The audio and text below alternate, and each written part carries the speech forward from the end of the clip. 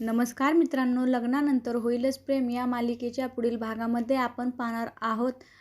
जीवा आणि काव्याचा भूतकाळ सर्वांसमोर आल्यानंतर सर्वांना खूप मोठा धक्का बसतो आणि नंदिनी एक मोठा निर्णय घेते आणि ती बोलते, मी तुम्हा दोघांचे लग्न लावून देणार आहे. तेव्हा बाबा बोलतात, अगं नंदिनी, तू हे काय बोलत आहेस? तेव्हा नंदिनी बाबांना बोलते, बाबा, आपण सर्वजण मिळून जीवा व काव्याचे लग्न लावून देऊया.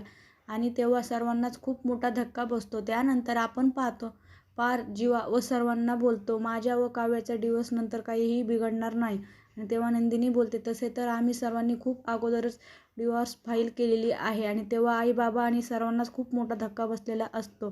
त्यानंतर आपण पाहतो नंदिनी ही रागाने आपली बॅग भरून घर सोडून निघालेली असते. तेव्हा जीवा हा तिला थांबवण्याचे विनवणी करतो आणि तिच्या पुढे हात जोडून बोलतो, नंदिनी, तू माझ्या जीवनातलं अंतिम सत्य आहेस.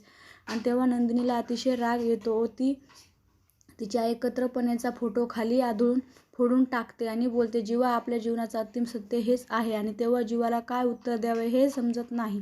पुढे येणाऱ्या भागामध्ये नंदिनी पार जीवा व काव्याचे लग्न लावून देणार का, हे पाहणे अतिशय रंजक ठरणार आहे. लग्नानंतर होईलच प्रेम या मालिकेचे सर्व अपडेट पाहण्यासाठी आमचे चॅनल लाईक करा, शेअर करा आणि सबस्क्राईब करायला विसरू नका. धन्यवाद.